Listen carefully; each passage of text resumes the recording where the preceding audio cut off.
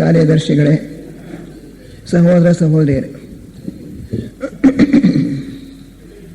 ಪೂಜೆಗಳು, ಹಬ್ಬಗಳು ಮತ್ತು ಸಂಸ್ಕಾರಗಳು ಅನ್ನೋ ವಿಷಯವಾಗಿ ನಾನಿವತ್ತು ಭಾಷಣ ಮಾಡಲಿದ್ದೇನೆ.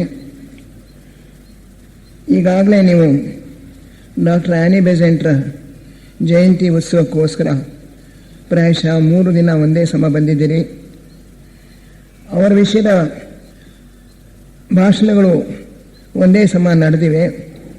ಆದ್ದರಿಂದ ಆ ವಿಷಯ ಬೇಡ, ಬೇರೆ ಯಾವುದಾದ್ರೂ ಆರಿಸ್ಕೊಳ್ಳಿ ಎಂದು ಹೇಳಿದ್ರು.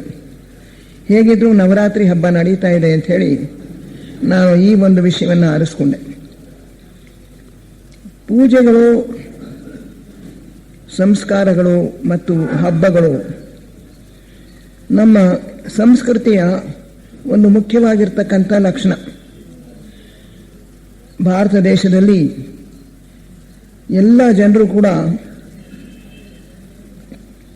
ಒಂದು ಆಧ್ಯಾತ್ಮಿಕ ಸಂಸ್ಕೃತಿಯ ರಕ್ತವನ್ನು ಪಡೆದಿದ್ದಾರೆ.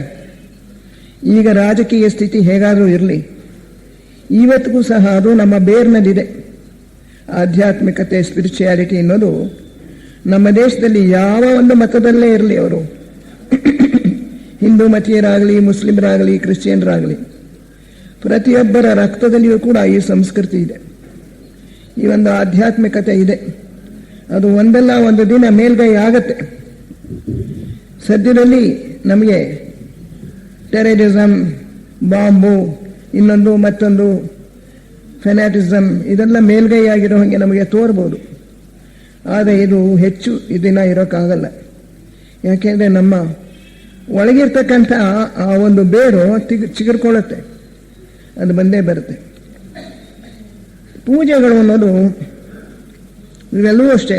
ಪೂಜೆಗಳು, ಹಬ್ಬಗಳು ಮತ್ತು ಸಂಸ್ಕಾರಗಳು ಇವು ಮಾನವ ವರ್ಗಕ್ಕೂ ದೇವವರ್ಗಕ್ಕೂ ಕೂಡ ಸಂಬಂಧ ಕಲ್ಪಿಸ್ತಕ್ಕಂಥ ಆಚರಣೆಗಳು. ಮಾನವ ವರ್ಗ ದೇವವರ್ಗವಿಲ್ಲದೆ, ಅದರ ಸಹಕಾರವಿಲ್ಲದೆ ಬದುಕಿರೋದಕ್ಕೆ ಸಾಧ್ಯ ಇಲ್ಲ. ದೇವತೆಗಳು ನಮ್ಮ ಕಣ್ಣಿಗೆ ಕಾಣಿಸೋದಿಲ್ಲ. ಹಿಂದೆ ಒಂದಾನೊಂದು ಕಾಲದಲ್ಲಿ ಪ್ರಾಯಶಃ ಕಾಣಿಸ್ಕೊಳ್ತಾ ಇದ್ರೇನೋ, ಆದರೆ ಈಗಂತೂ ಅವರು ಕಾಣಿಸೋದಿಲ್ಲ ನಮ್ಮ ಕಣ್ಣಿಗೆ. ಮಾನವರು ದೇವತೆಗಳ ಇರುವಿಕೆಯನ್ನು ಈಗ ಗುರುತಿಸ್ತಾ ಇಲ್ಲ. ಹಿಂದಿನ ಕಾಲದಲ್ಲಿ ಕಾಡು ಮನುಷ್ಯರು ಕೂಡ ದೇವತೆಗಳ ಒಂದು ಇರುವಿಕೆಯನ್ನು ಅವರು ಗುರುತಿಸ್ಕೊಂಡಿದ್ರು, ಪೂಜೆಗಳು ಮಾಡ್ತಾ ಇದ್ರು. ಮರಗಳು, ನದಿಗಳು ಎಲ್ಲಕ್ಕೂ ಕೂಡ ಪೂಜೆಗಳನ್ನು ಸಲ್ಲಿಸ್ತಾ ಇದ್ರು. ಆದರೆ ಬರ್ತಾ ಬರ್ತಾ ಸಂಸ್ಕೃತಿ ಕ್ಷೀಣವಾಗಿಬಿಟ್ಟಿದೆ. ಆದರೆ ಇವತ್ತಿಗೂ ಕೂಡ ಆ ದೇವವರ್ಗದ ಒಂದು ಸಹಕಾರವಿಲ್ಲದೆ ಮನುಷ್ಯ ಬದುಕಿರೋದಕ್ಕೆ ಸಾಧ್ಯ ಇಲ್ಲ. ಮನುಷ್ಯ ಮಾತ್ರವೇ ಇಲ್ಲ, ಯಾವ ಜೀವಿಯೂ ಕೂಡ ಬದುಕಿರೋದಕ್ಕೆ ಸಾಧ್ಯ ಇಲ್ಲ. ದೇವತೆಗಳದು ಮಾನವ ವರ್ಗಕ್ಕೆ ಪರ್ಯಾಯವಾಗಿರ್ತಕ್ಕಂಥ ಒಂದು ಮಾರ್ಗ, ಆಲ್ಟರ್ನೇಟ್ ಪ್ಯಾರಲಲ್ ಪಾತ್, ಸಮಾನಾಂತರವಾಗಿರ್ತಕ್ಕಂಥ ಒಂದು ಸಂಸರಣೆಯ ಮಾರ್ಗ. ಒಂದು ಸಂಸರಣೆಯ ಮಾರ್ಗದಲ್ಲಿ ರೆಪ್ಟೈಲ್ಸ್ ಅಂತ ಹೇಳ್ತೀವಿ, ಸರೀಸೃಪಗಳು, ಆಮೇಲಿಂದ ಸಸ್ತನಿ ಪ್ರಾಣಿಗಳು, ಮರಿಗಳಿಗೆ ಹಾಲು ಕೊಟ್ಟು ಬೆಳೆಸ್ತಕ್ಕಂಥ ಪ್ರಾಣಿಗಳು, ಅದಾದ ನಂತರ ಮನುಷ್ಯ. ಇದು ಒಂದು ಮಾರ್ಗ. ಇನ್ನೊಂದು ಮಾರ್ಗದಲ್ಲಿ ಈ ಜಲಚರಗಳು, ಮೀನು, ಮೊಸಳೆ ಇತ್ಯಾದಿ ಜಲಚರಗಳು, ಆಮೇಲಿಂದ ಹುಲ್ಲು, ಹೂ ಬಿಡ್ತಕ್ಕಂಥ ಪುಟ್ಟ ಪುಟ್ಟ ಗಿಡಗಳು, ಸರೀಸೃಪಗಳಲ್ಲಿ ದೊಡ್ಡದಾಗಿರ್ತಕ್ಕಂಥದ್ದು ಮನುಷ್ಯರಾಗತ್ವೆ, ಚಿಕ್ಕದಾಗಿರೋದು ದೇವತೆಗಳಾಗತ್ವೆ. ಆಮೇಲಿಂದ ಹೂ ಬಿಡ್ತಕ್ಕಂಥ ಗಿಡಗಳು, ಆಮೇಲೆ ಪಕ್ಷಿಗಳು, ಇವೆಲ್ಲವೂ ಕೂಡ ದೇವತೆಗಳಾಗತ್ವೆ. ದೇವತೆಗಳು ಅಂತ ಹೇಳಿಬಿಟ್ಟು ಮಾತ್ರಕ್ಕೆ ಅವು ಮನುಷ್ಯರಿಗಿಂತ ಬಹಳ ಮೇಲ್ಮಟ್ಟದಲ್ಲಿರೋರು ಅಂತ ನಾವು ಭಾವಿಸಬಾರ್ದು. ಈ ದೇವತೆಗಳ ಮಾರ್ಗ, ದೇವ ಮಾರ್ಗ, ಮನುಷ್ಯ ಮಾರ್ಗಕ್ಕೆ ಅಂದರೆ ನಮ್ಮಲ್ಲಿ ಇರ್ತಕ್ಕಂಥ ಮಾನವ ವರ್ಗಕ್ಕೆ ಬರ್ತಕ್ಕಂಥ ಮಾರ್ಗಕ್ಕೆ ಸಮಾನಾಂತರವಾಗಿರೋದು.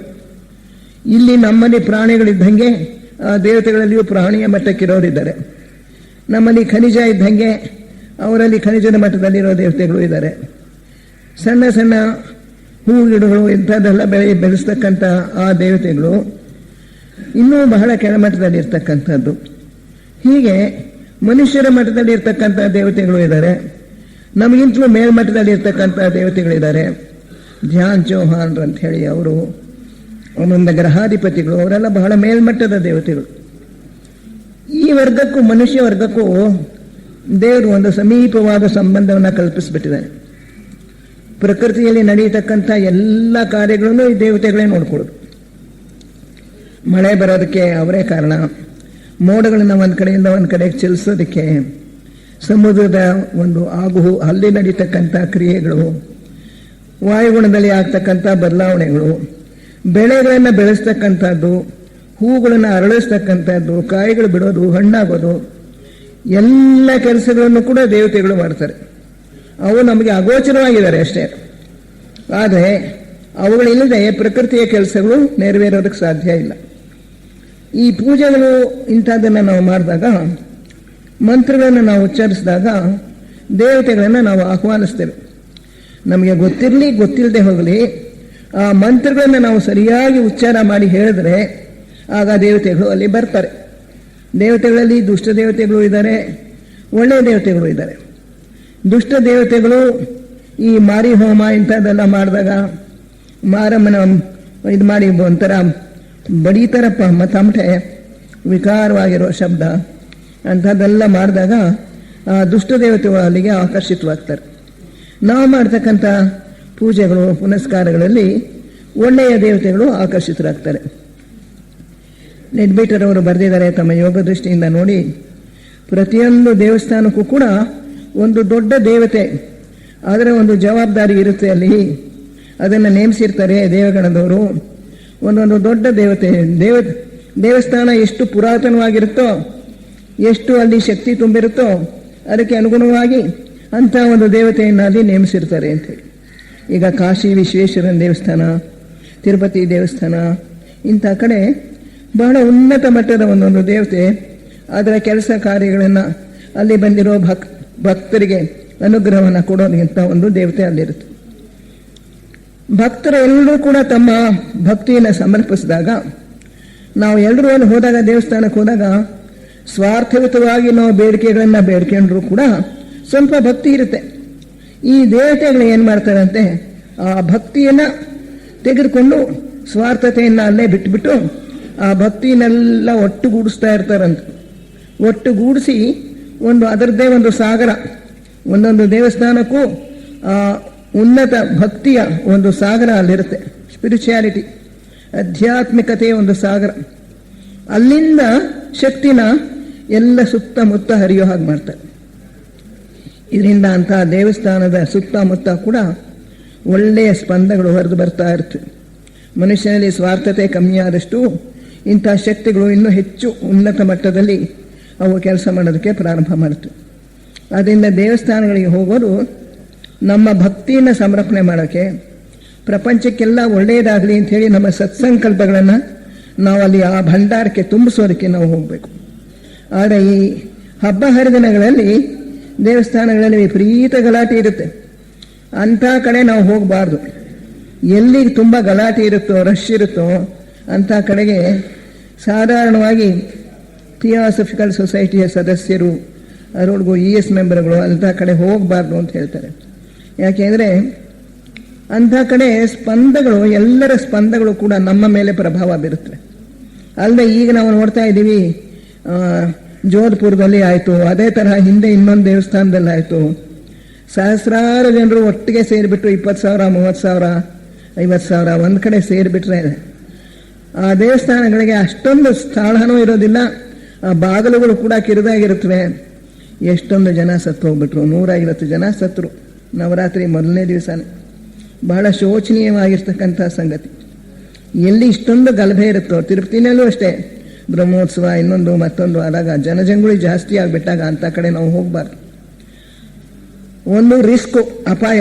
ಇನ್ನೊಂದು, ಎಲ್ಲರ ಸ್ಪಂದಗಳು ನಮ್ಮ ಮೇಲೆ ಕೆಲಸ ಮಾಡುವಾಗ ನಮಗೆ ಅದನ್ನು ತಡ್ಕೊಳ್ಳೋಷ್ಟು ಶಕ್ತಿ ಇರೋಲ್ಲ. ಸ್ವಾರ್ಥತೆಯ ಸ್ಪಂದಗಳು ಜಾಸ್ತಿ ಆಗಿಬಿಟ್ರೆ ನಮ್ಮಲ್ಲಿಯೂ ಕೂಡ ಸ್ವಾರ್ಥತೆಯ ಭಾವನೆ ಜಾಸ್ತಿ ಆಗೋ ಪ್ರಾರಂಭ ಆಗುತ್ತೆ. ಅಂಥ ದಿನ ತುಂಬ ಗಲಾಟೆ ಇರೋ ಕಡೆ ನಾವು ಹೋಗಬಾರ್ದು. ಶಾಂತವಾಗಿರುವಾಗ ದೇವಸ್ಥಾನಗಳಿಗೆ ಹೋಗಿ ಅಲ್ಲಿಯ ಒಂದು ಭಕ್ತಿಯ ವಾತಾವರಣದಲ್ಲಿ ನಾವು ಮಿಂದು ಬಂದರೆ ನಮ್ಮ ಸೂಕ್ಷ್ಮ ದೇಹಗಳಿಗೆ ಬಹಳ ಒಳ್ಳೆಯದು. ಪ್ರತಿದಿನವೂ ಕೂಡ ನಾವು ಮನೆಯಲ್ಲಿ ಪೂಜೆಗಳನ್ನು ಮಾಡ್ತೇವೆ. ಸಾಧಾರಣವಾಗಿ ಎಲ್ಲರ ಮನೆಯಲ್ಲೂ ಕೂಡ ಒಂದು ದೇವರಿಗೆ ಅಂತ ಹೇಳಿ ದೇವರ ಮನೆ ಅಂತ ಒಂದಿರುತ್ತೆ. ಅಲ್ಲಿ ನಾವು ಕೆಲವು ವಿಗ್ರಹಗಳು ಪಟಗಳನ್ನು ಇಟ್ಕೊಂಡು ಪ್ರತಿದಿನವೂ ಕೂಡ ಮಂತ್ರಗಳನ್ನು ಹೇಳ್ಕೊಂಡೋ ಅಥವಾ ಮಂತ್ರಗಳನ್ನು ಹೇಳದೆಯೋ ಅಂತೂ ಒಂದು ಪೂಜೆ ಮಾಡೋ ಪದ್ಧತಿ ನಮ್ಮಲ್ಲಿ ಇದೆ. ಈ ರೀತಿ ನಾವು ಮಂತ್ರಗಳನ್ನು ಪರಿಶುದ್ಧವಾಗಿ ಹೇಳ್ಕೊಂಡ್ರೆ, ಈಗ ಬಾರ್ ಸಮಾಜ್ ಪೂಜೆ, ಈ ಬಾರ್ ಸಮಾಜ್ ಪೂಜೆಯ ಮಂತ್ರಗಳನ್ನು ಸ್ವರ ಸಹಿತವಾಗಿ ಸರಿಯಾಗಿ ಕಲ್ತ್ಕೊಂಡು ಹೇಳಿದ್ರೆ ಅಲ್ಲಿ ಆ ದೇವತೆಗಳು ಬಂದು ಏನೇನು ತಾವು ಮಾಡಬೇಕು ಆ ಕೆಲಸಗಳನ್ನು ಅವರು ಮಾಡ್ತಾರೆ. ಉದಾಹರಣೆಗೆ ಪ್ರಾರಂಭದಲ್ಲಿ ಘಂಟಾನಾದವನ್ನು ಮಾಡ್ತಾ ನಾವು ದೇವತೆಗಳನ್ನು ಆಹ್ವಾನಿಸ್ತೇವೆ. ಇಲ್ಲಿರ್ತಕ್ಕಂಥ ದುಷ್ಟಶಕ್ತಿಗಳೆಲ್ಲ ಹೊರಟೋಗ್ಬಿಡಲಿ, ಸತ್ಶಕ್ತಿಗಳು ಬರಲಿ ಅಂತ ಹೇಳಿ ಸಂಕಲ್ಪ ದಿಗ್ಬಂಧ ಮಾಡ್ತೇವೆ. ನಮ್ಮ ಮನಸ್ಸಿನಲ್ಲೇ ಒಂದು ಕೋಟೆಯನ್ನು ನಿರ್ಮಿಸ್ಕೊಳ್ತೇವೆ, ಅಲ್ಲಿ ಯಾವ ದುಷ್ಟಶಕ್ತಿಗಳು ಕೂಡ ಪ್ರವೇಶ ಮಾಡದೇ ಇರಲಿ ಅಂತ ಹೇಳಿ. ಆಮೇಲಿಂದ ಅಬ್ದೇವತೆಗಳನ್ನು ಕರೀತೇವೆ, ಅಗ್ನಿ ದೇವತೆಗಳನ್ನು ಕರೀತೇವೆ, ಅದೇ ನೀರಿನ ಜಲದೇವತೆಗಳನ್ನು ಕರೀತೇವೆ. ಜಲದೇವತೆಗಳು ನಮ್ಮ ಕಾಮದೇಹವನ್ನು ಶುದ್ಧಿ ಮಾಡ್ತಾರೆ. ಆಮೇಲೆ ಅಗ್ನಿತತ್ವದ ದೇವತೆಗಳು ನಮ್ಮ ಮನಸ್ಸನ್ನು ಶುದ್ಧ ಮಾಡ್ತಾರೆ.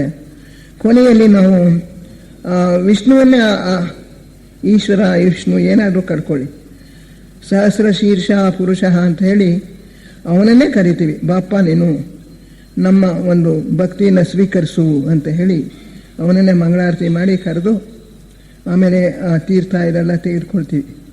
ಹೀಗೆ ಈ ಮಂತ್ರಗಳನ್ನು ಸರಿಯಾಗಿ ನಾವು ಉಚ್ಚಾರ ಮಾಡಿದ್ರೆ ಆಯಾ ವರ್ಗದ ದೇವತೆಗಳು, ಅಗ್ನಿ ದೇವತೆಗಳು, ಜಲದೇವತೆಗಳು ಮತ್ತು ಆಮೇಲಿಂದ ಇನ್ನೂ ಉನ್ನತ ಮಟ್ಟದ ದೇವತೆಗಳು ಇವರೆಲ್ಲೂ ಕೂಡ ಅಲ್ಲಿ ಬಂದು ಆ ಪೂಜೆಯಲ್ಲಿ ಭಾಗವಹಿಸಿ ತಮ್ಮ ತಮ್ಮ ಅನುಗ್ರಹವನ್ನು ನಮಗೆ ದಯಪಾಲಿಸ್ತಾರೆ, ತಮ್ಮ ಕೈಂಕರ್ಯವನ್ನು ಮಾಡ್ತಾರೆ. ಈ ಪೂಜೆಯನ್ನು ನಾವು ಕೊನೆಯಲ್ಲಿ ಸರ್ವೇ ಜನ ಸುಖಿನೋ ಭವಂತು, ಎಲ್ಲ ಜನರು ಕೂಡ ಸುಖವಾಗಿರಲಿ, ಸರ್ವೇ ಸಂತು ನಿರಾಮಯ. ಅಲ್ಲಿ ವಿಸರ್ಗ ಬಿಟ್ಬಿಡ್ತೀರಿ ನೀವು, ಹೇಳಬೇಡಿ, ಹೇಳಬೇಕು ನಿರಾಮಯ, ಎಲ್ಲ ಜನರು ಕೂಡ ರೋಗಗಳಿಲ್ಲದೆ ಚೆನ್ನಾಗಿ ಬದುಕಲಿ. ಸರ್ವೇ ಜನ ಸುಖಿನೋ ಭವಂತು, ಸರ್ವೇ ಸಂತು ನಿರಾಮಯ, ಸರ್ವೇ ಭದ್ರಾಣಿ ಪಶ್ಯಂತು, ಎಲ್ಲರಿಗೂ ಕೂಡ ಉತ್ತಮವಾಗಲಿ, ಎಲ್ರಿಗೂ ಒಳ್ಳೆಯದಾಗಲಿ, ಭದ್ರಾಣಿ ಒಳ್ಳೆಯ ಮಂಗಳವಾಗಿರೋದು ಶುಭವಾಗಿರೋದು ಎಲ್ರಿಗೂ ಸಂಭವಿಸಲಿ ಅಂತ ಹೇಳಿಬಿಟ್ಟು ಸಂಕಲ್ಪ ಮಾಡಿ ಬ್ರಹ್ಮಾರ್ಪಣ ಮಸ್ತು ಅಂತ ಹೇಳಿ ಅದನ್ನೆಲ್ಲ ಬ್ರಹ್ಮನಿಗೆ ಅರ್ಪಣೆ ಮಾಡಿಬಿಡ್ತೀವಿ. ಅಂದರೆ ಇಲ್ಲಿ ಸ್ವಾರ್ಥತೆ ಇಲ್ಲ. ನಮ್ಮ ಸ್ವಂತ ಕುಟುಂಬಕ್ಕೋಸ್ಕರ ನಾವು ಎಷ್ಟೋ ಬೇರೆ ಪೂಜೆಗಳನ್ನು ಮಾಡಿಕೊಳ್ಳುವಾಗ ಸ್ವಕುಟುಂಬ ಹಿತಾರ್ಥ, ನನ್ನ ಸಂಸಾರಕ್ಕೆ ಒಳ್ಳೆಯದಾಗಲಿ, ನನಗೆ ಹೆಂಡತಿ ಮಕ್ಕಳು ನನ್ನ ಸಂಸಾರ ಎಲ್ಲರೂ ಕೂಡ ಚೆನ್ನಾಗಿರಲಿ ಅಂತ ಹೇಳಿ ನಾವು ಸಂಕಲ್ಪ ಮಾಡ್ಕೋತೀವಿ. ಆದರೆ ಈ ಪೂಜೆಯಲ್ಲಿ ಅಂಥ ಸಂಕಲ್ಪ ಇಲ್ಲ. ಪ್ರಪಂಚಕ್ಕೆಲ್ಲ ಹಿತವಾಗಲಿ, ಎಲ್ರಿಗೂ ಒಳ್ಳೆಯದಾಗಲಿ ಅನ್ನೋದು ಅಲ್ಲಿಯ ಸಂಕಲ್ಪ. ನಾವು ಬೇರೆ ಬೇರೆ ಹಬ್ಬಗಳನ್ನು ಆಚರಿಸ್ತೀವಿ. ಈ ಹಬ್ಬಗಳನ್ನು ಆಚರಿಸುವಾಗ ಅದಕ್ಕೆಲ್ಲ ಒಂದೊಂದು ಅಂತರಾರ್ಥ ಇರುತ್ತೆ. ಈ ಹಬ್ಬಗಳ ಆಚರಣೆ ಹಿಂದಿನ ಕಾಲದಿಂದಲೂ ಇದೆ. ಮ್ಯಾನ್ ವೆನ್ಸ್ ಹೌ ಅಂಡ್ ವಿದರ್ ಅನ್ನೋ ಪುಸ್ತಕ ಓದ್ತಾ ಇದ್ರೆ ಅದರಲ್ಲಿ ಸಿಗುತ್ತೆ ನಮಗೆ. ಆರ್ಯರ ಸಂಸ್ಕೃತಿ ಭಾರತ ದೇಶಕ್ಕೆ ಬಂದು ಸುಮಾರು 60,000 ವರ್ಷಗಳ ಮೇಲಾಗೋಗಿದೆ. ಆರ್ಯರ ಜೊತೆಯಲ್ಲಿ ಅನೇಕ ಹಬ್ಬಗಳು, ಪೂಜೆಗಳು ಇವು ಕೂಡ ಬಂದು. ಮೊದಲು ಸೂರ್ಯನನ್ನು ಆರಾಧಿಸ್ತಾ ಇದ್ರು. ಸೂರ್ಯದೇವ ನಮಗೆ ಎಲ್ಲ ಚೈತನ್ಯವನ್ನು ಕೊಡ್ತಾನೆ, ಪ್ರಾಣಶಕ್ತಿಯನ್ನು ಕೊಡ್ತಾನೆ. ಆದ್ದರಿಂದ ಅವನ ಆರಾಧನೆ ಬಹಳ ಒಳ್ಳೆಯದು ಅಂಥೇಳಿ ವ್ಯಾಸರು ಉಪದೇಶ ಮಾಡಿದ್ರು. ಸೂರ್ಯನ ಆರಾಧನೆ, ಗಾಯತ್ರಿ ಮಂತ್ರ, ಈ ನೀರಿನಲ್ಲಿ ನಿಂತ್ಕೊಂಡು ಒಂದು ಬೊಗಸೆಯಲ್ಲಿ ನೀರು ತೆಗೆದುಕೊಂಡು 3 ಸಲ ಅದನ್ನು ಬಿಡ್ತಕ್ಕಂಥದ್ದು, ಅರ್ಪಣೆ ಮಾಡ್ತಕ್ಕಂಥದ್ದು. ಇದು ವ್ಯಾಸರು ಸೂರ್ಯನ ಆರಾಧನೆಯನ್ನು ಒಂದು ಕಾಲದಲ್ಲಿ ಬೋಧಿಸಿದ್ರು. ಹೀಗೆ ಅನೇಕ ಬೇರೆ ಬೇರೆ ಮಹರ್ಷಿಗಳು ಎಲ್ಲರೂ ಬಂದು ಬೇರೆ ಬೇರೆ ರೀತಿಯ ಮಂತ್ರಗಳು ಮತ್ತು ಪೂಜೆಗಳನ್ನು ಏರ್ಪಾಡು ಮಾಡಿದ್ದಾರೆ. ಈ ಹಬ್ಬಗಳನ್ನು ಆಚರಿಸ್ತಕ್ಕಂಥದ್ದು ಹಿಂದಿನಿಂದ ಬಂದಿರೋ ಪದ್ಧತಿ.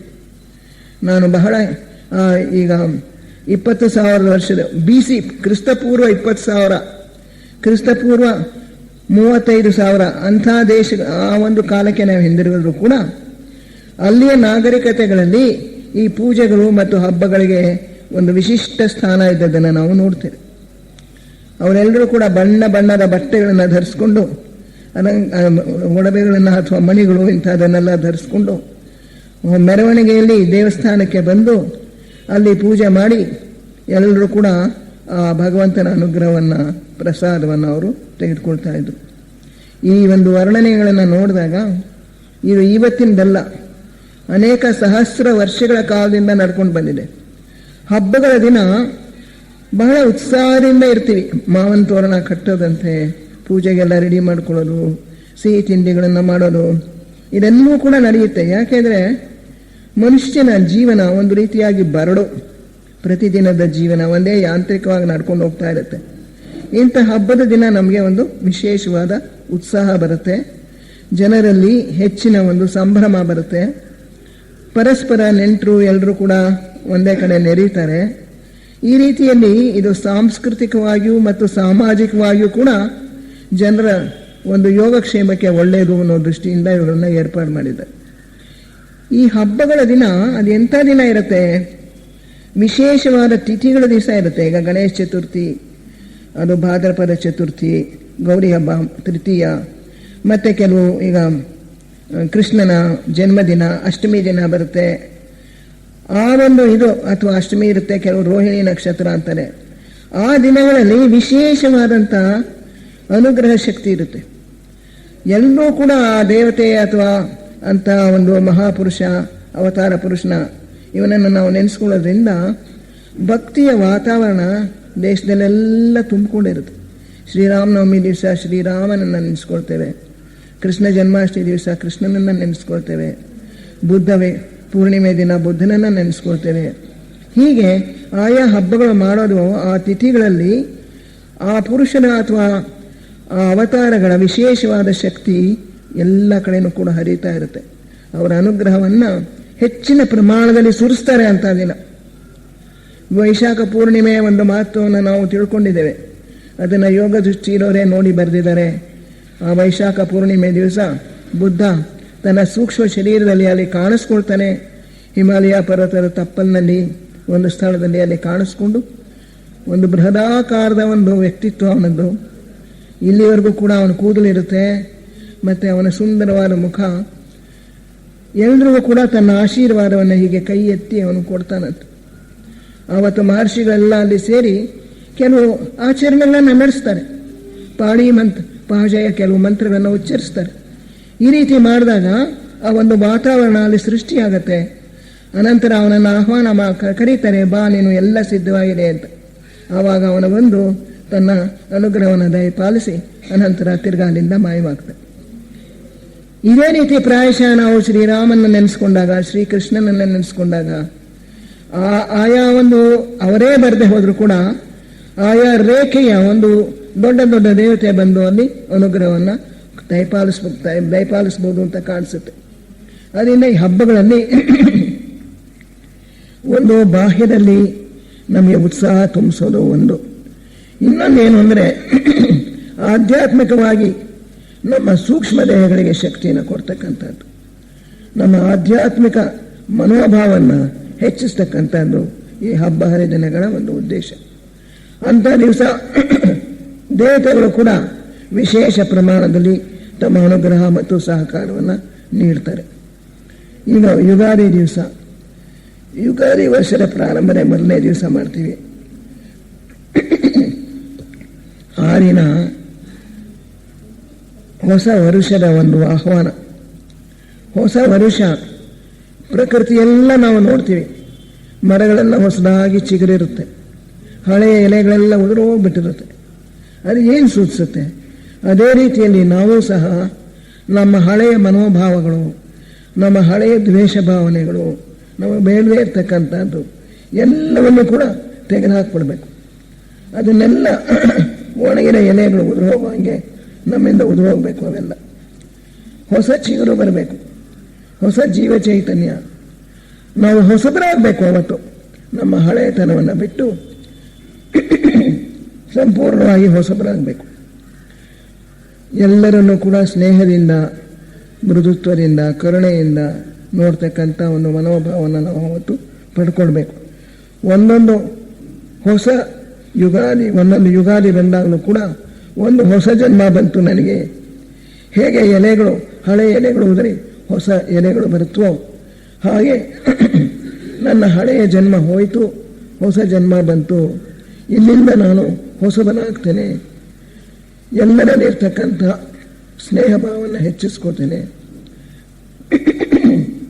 ವೈಷಮ್ಯವನ್ನು ಬಿಟ್ಟು ಬಿಡ್ತೇನೆ ಅಂತ ಹೇಳಿ ನಾವು ಸಂಕಲ್ಪ ಮಾಡ್ಕೋಬೇಕು.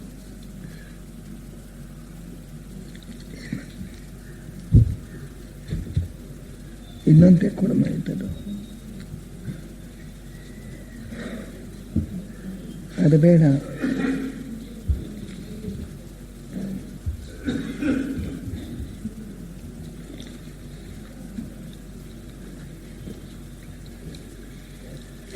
ಆಮೇಲಿಂದ ಸಿಹಿ ತಿಂಡಿ ತಿನ್ನೋದ್ರ ಉದ್ದೇಶ ಏನಪ್ಪ ಅಂದರೆ ನಮ್ಮ ಮನಸ್ಸು ಕೂಡ ಸಿಹಿಯಾಗಲಿ, ಎಲ್ಲರಿಗೂ ದೇವತೆಗಳು ಒಳ್ಳೆಯದನ್ನು ಮಾಡಲಿ ಅನ್ನೋ ದೃಷ್ಟಿಯಿಂದ ಸಿಹಿ ತಿಂಡಿ ಮಾಡ್ತೇವೆ.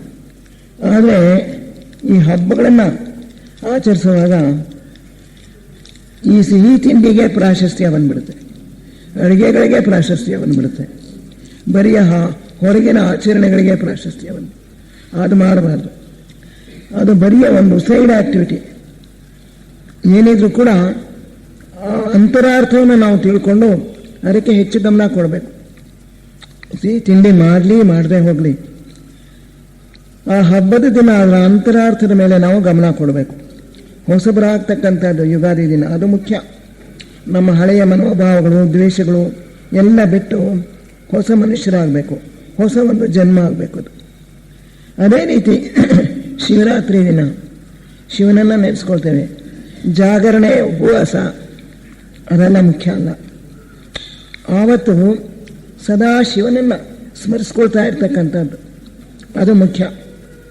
ಶಿವ ಅಂತ ಹೇಳಿದ್ರೆ ಶಿವಶಕ್ತಿ ನಮಗೆಲ್ಲರೂ ಗೊತ್ತು. ಭಗವಂತ 3 ರೂಪದಲ್ಲಿ ತ್ರಿಮೂರ್ತಿಯಾಗಿ ವ್ಯಕ್ತವಾಗ್ತಾನೆ. ಬ್ರಹ್ಮ, ವಿಷ್ಣು, ಈಶ್ವರ. ಬ್ರಹ್ಮ ಸೃಷ್ಟಿಕರ್ತ, ವಿಷ್ಣು ಸ್ಮರಿಸ್ಕೊಳ್ತಾ ಇರ್ತಕ್ಕಂಥದ್ದು ಅದು ಮುಖ್ಯ. ಶಿವ ಅಂತ ಹೇಳಿದ್ರೆ ಶಿವಶಕ್ತಿ ನಮಗೆಲ್ಲರೂ ಗೊತ್ತು. ಭಗವಂತ 3 ರೂಪದಲ್ಲಿ ತ್ರಿಮೂರ್ತಿಯಾಗಿ ವ್ಯಕ್ತವಾಗ್ತಾನೆ. ಬ್ರಹ್ಮ, ವಿಷ್ಣು, ಈಶ್ವರ. ಬ್ರಹ್ಮ ಸೃಷ್ಟಿಕರ್ತ, ವಿಷ್ಣು ಎಲ್ಲವನ್ನು ನಡೆಸ್ಕೊಂಡು ಹೋಗ್ತಕ್ಕಂಥವನು, ಶಿವ ಕೊನೆಯಲ್ಲಿ ಎಲ್ಲವನ್ನು ಕೂಡ ವಿಸರ್ಜನೆ ಮಾಡ್ತಕ್ಕಂಥವನು. ಆ ಶಿವ ತನ್ನ ಕೆಲಸವನ್ನು ಮಾಡದೆ ಹೋದರೆ ಹೊಸ ಜೀವನ ಬರೋಕ್ಕೆ ಸಾಧ್ಯ ಇಲ್ಲ. ಹಳೆ ಎಲೆ ಉದುರದೆ ಹೋದರೆ ಹೊಸ ಎಲೆ ಹೇಗೆ ಬರುತ್ತೆ? ಅದರಿಂದ ಅದೇ ರೀತಿಯಲ್ಲಿ ಈ ಪ್ರಪಂಚಕ್ಕೂ ಕೂಡ ಒಂದು ಕೊನೆ ಇದೆ, ನಮ್ಮ ಮನುಷ್ಯ ದೇಹಕ್ಕೂ ಒಂದು ಕೊನೆ ಇದೆ, ಸೂರ್ಯನಿಗೂ ಕೂಡ ಒಂದು ಕೊನೆ ಇದೆ ಅಂತೆ. ಅದರಿಂದ ಶಿವರಾತ್ರಿ ದಿವಸ ನನ್ನ ಹಳೆಯ ಎಲ್ಲ ದ್ವೇಷ ಭಾವನೆಗಳು ಹೊರಟು ಹೋಗಲಿ, ಶಿವಶಕ್ತಿ ನನ್ನಲ್ಲಿ ಬಂದು ಸೇರಲಿ. ಶಿವಶಕ್ತಿ ಅಂದರೆ ಶಿವ ನಮ್ಮ ಆಧ್ಯಾತ್ಮಿಕತೆ, ಆತ್ಮದೇಹದ ಒಂದು ಪ್ರಭಾವ, ಅದನ್ನು ಕೊಡ್ತಕ್ಕಂಥವನು ಶಿವ. ಅವನ ಶಕ್ತಿ ನನ್ನಲ್ಲಿ ಬಂದು ಸೇರಲಿ, ನನ್ನಲ್ಲಿ ಆಧ್ಯಾತ್ಮಿಕತೆ ಪ್ರಬಲವಾಗಲಿ, ಈ ಪ್ರಾಪಂಚಿಕತೆ ಕಡಿಮೆಯಾಗಲಿ ಅಂತ ಹೇಳಿ ನಾವು ಅವತ್ತು ಜಾಗರೂಕತೆಯಾಗಿರಬೇಕು. ಅದಕ್ಕೋಸ್ಕರ ಜಾಗರಣೆ ಅಂದರೆ ನಮ್ಮ ಮನಸ್ಸಿನಲ್ಲಿ ಇರ್ತಕ್ಕಂಥ ದುಷ್ಟ ಭಾವನೆಗಳು, ದುಷ್ಟ ಸಂಕಲ್ಪಗಳು, ದುಷ್ಟ ಯೋಚನೆಗಳು ಎಲ್ಲವೂ ಕೊನೆಗೊಳ್ಳಲಿ, ಅವೆಲ್ಲವೂ ಕೂಡ ಸಂಹಾರವಾಗೋಗಲಿ. ಒಳ್ಳೆಯ ಸತ್ಸಂಕಲ್ಪಗಳು, ಸದ್ಯೋಚನೆಗಳು, ಸದ್ಭಾವನೆಗಳು ನನ್ನ ಮನಸ್ಸಿನಲ್ಲಿ ತುಂಬಿಕೊಳ್ಳಿ ಅಂಥೇಳಿ ಆವತ್ತು ನಾವು ಶಿವನ ಸ್ಮರಣೆಯನ್ನು ಮಾಡ್ತಾ ಇರಬೇಕು. ಅದೇ ರೀತಿಯಲ್ಲಿ ಎಲ್ಲ ಹಬ್ಬಗಳಿಗೂ ಒಂದೊಂದು ಅಂತರಾರ್ಥ ಇದೆ. ಈಗ ಗೌರಿ ಹಬ್ಬದ ದಿವಸ ನಾವು ಶಕ್ತಿಯನ್ನು ಪೂಜೆ ಮಾಡ್ತೇವೆ. ಶಕ್ತಿ ಈ ಪ್ರಪಂಚವನ್ನೆಲ್ಲ ನಡೆಸ್ಕೊಂಡು ಹೋಗ್ತಾ ಇರ್ತಕ್ಕಂಥದ್ದು. ಒಬ್ಬ ದೇವರಿಗೂ ಕೂಡ ನಮ್ಮ ಹಿಂದೂ ನಾಗರಿಕತೆಯಲ್ಲಿ ಒಬ್ಬೊಬ್ಬ ಪತ್ನಿಯನ್ನು ಕೊಟ್ಟಿದ್ದಾರೆ. ಅಂದರೆ there are male and female energies working everywhere. ಪ್ರಕೃತಿ ಮತ್ತು ಪುರುಷ ಇವೆರಡೂ ಕೂಡ ಜೊತೆಯಲ್ಲಿಯೇ ಕೆಲಸ ಮಾಡುತ್ತೆ. Matter and consciousness. ಪ್ರಕೃತಿ ಅಂತ ಹೇಳಿದ್ರೆ ಮ್ಯಾಟರ್, ಜಡವಸ್ತು. ಪುರುಷ ಸ್ಪಿರಿಟ್, ಅದರೊಳಗಿರ್ತಕ್ಕಂಥ ಚೈತನ್ಯ, ಲೈಫ್, ಜೀವ ಚೈತನ್ಯ ಶಕ್ತಿ. ಎರಡೂ ಕೂಡ ಒಟ್ಟಿಗೆ ಬಂದದ್ದು ಈ ಪ್ರಪಂಚದಲ್ಲಿ. ಯಾವಾಗ ನಿರ್ಗುಣ ಬ್ರಹ್ಮ ನಾನು ವ್ಯಕ್ತನಾಗ್ತೇನೆ ಅಂತ ಹೇಳಿ ಸಂಕಲ್ಪ ಮಾಡಿಕೊಂಡು ಅವನಿಂದ ಪ್ರಕೃತಿ ಮತ್ತು ಪುರುಷ ಎರಡೂ ಒಟ್ಟಿಗೆ ಹೊರಗಡೆ ಬಂದು ಒಂದು ನಾಣ್ಯದ ಎರಡು ಸೈಡ್ಸ್ ಇದ್ದ ಹಾಗೆ, ಈ ಕಡೆ ಆ ಕಡೆ ನಾಣ್ಯಕ್ಕೆ ಇದೆ ಎರಡು ಭಾಗ, ಒಂದನ್ನು ಬಿಟ್ಟು ಒಂದಿಲ್ಲ. ನೀವು ಆ ನಾಣ್ಯವನ್ನು ಎಷ್ಟೇ ತೆಳು ಮಾಡ್ಕೊಂಡು ಹೋದರೂ ಕೂಡ ಒಂದು ಸಣ್ಣ ಅತಿ ಸಣ್ಣ ಪದರಕ್ಕೂ ಕೂಡ ಹಿಂಭಾಗ ಇದೆ, ಮುಂಭಾಗ ಇದೆ. ಅದೇ ರೀತಿ ಎಲ್ಲಿ ಸೃಷ್ಟಿ ಇದೆಯೋ ಅಲ್ಲಿ ಪ್ರಕೃತಿ ಮತ್ತು ಪುರುಷ ಎರಡೂ ಕೂಡ ಒಟ್ಟಿಗೆ ವ್ಯಕ್ತವಾಗುತ್ತೆ. ಹಾಗೆಯೇ ಬ್ರಹ್ಮನಿಗೆ ನಾವು ಸರಸ್ವತಿ ಹೆಂಡತಿ ಅಂತೀವಿ, ವಿಷ್ಣುವಿಗೆ ಲಕ್ಷ್ಮಿ ಅಂತೀವಿ, ಶಿವನಿಗೆ ಪಾರ್ವತಿ ಅಂತ ಹೇಳ್ತೀವಿ. ಅಂದರೆ ಇವೆಲ್ಲ ಶಕ್ತಿಗಳು. These are all various forces which are working in the manifested world. ಈ ವ್ಯಕ್ತ ಪ್ರಪಂಚದಲ್ಲಿ ಅನೇಕ ಶಕ್ತಿಗಳು ಕೆಲಸ ಮಾಡ್ತಾ ಇರಬೇಕು. ಆ ಬೇರೆ ಬೇರೆ ಶಕ್ತಿಗಳಿಗೆ ನಾವು ಬೇರೆ ಬೇರೆ ಮೂರ್ತಿ ಸ್ವರೂಪಗಳನ್ನು ಕೊಟ್ಟಿದ್ದೇವೆ. ಜನರಿಗೆ ಇದು ಅರ್ಥವಾಗಲಿ ಅನ್ನೋದಕ್ಕೋಸ್ಕರ ಆ ರೀತಿ ಮೂರ್ತಿಗಳನ್ನು ಒಂದು ಸ್ವರೂಪ ಅದನ್ನು ಕೊಟ್ಟಿದ್ದಾರೆ. ಆದ್ದರಿಂದ ದೇವರು ಒಬ್ಬನೇ ಅಲ್ಲ, ಮೂರು ದೇವರಿದ್ದಾನೆ. ಈ ಮೂರು ದೇವರುಗಳ ಕೈ ಕೆಳಗೆ ಸಹಸ್ರಾರು ದೇವತೆಗಳಿದ್ದಾರೆ. ಇವರೆಲ್ಲರೂ ಕೂಡ 33 ಕೋಟಿ ದೇವತೆಗಳಿದ್ದಾರೆ ಅಂತ ಹೇಳಿ, ಇವರಿಗೆ 33 ಕೋಟಿ ದೇವರಿದ್ದಾರೆ ಅಂತ ಹೇಳಿ ಪರಕೀಯರು ಹಾಸ್ಯ ಮಾಡ್ತಾರೆ. ಹಾಗಿಲ್ಲ, ಒಬ್ಬನೇ ದೇವರೇ ಇರೋದು, ಅವನು ಬಹುಮುಖವಾಗಿ ವ್ಯಕ್ತವಾಗ್ತಾನೆ. ಈ ಎಲ್ಲ ಶಕ್ತಿಗಳಿಗೆ ಬೇರೆ ಬೇರೆ ಹೆಸರುಗಳನ್ನು ನಾವು ಕೊಟ್ಟಿದ್ದೇವೆ. ಸರಸ್ವತಿ ಅಂತ ಹೇಳಿದ್ರೆ ವಿದ್ಯಾದಿ ದೇವತೆ, ಲಕ್ಷ್ಮಿ ಅಂದರೆ ಧನ ಧಾನ್ಯ ಅಭಿವೃದ್ಧಿ ಇದಕ್ಕೆಲ್ಲ ದೇವತೆ. ಹಾಗೆ ಪಾರ್ವತಿ ಎಲ್ರಿಗೂ ಮಂಗಳವನ್ನು ಉಂಟು ಮಾಡ್ತಕ್ಕಂಥವಳು. ಈ ಗೌರಿ ಹಬ್ಬದ ದಿವಸ ಆ ಪಾರ್ವತಿ ಅವಳ ಒಂದು ಬೇರೆ ಒಂದು ಸ್ವರೂಪ ಗೌರಿಯನ್ನು ಆರಾಧನೆ ಮಾಡ್ತೇವೆ. ಗಣೇಶನ ದಿವಸ ಎಲ್ಲ ವಿಘ್ನಗಳು ನಿವಾರಣೆಯಾಗಲಿ ಅಂತ ಉಪಾಸನೆ ಮಾಡ್ತೇವೆ. ಥಿಯೋಸಾಫಿಕಲ್ ಸೊಸೈಟಿಯಲ್ಲಿ ಗಣೇಶನಿಗೆ ಒಂದು ವಿಶಿಷ್ಟ ಸ್ಥಾನ ಇದೆ.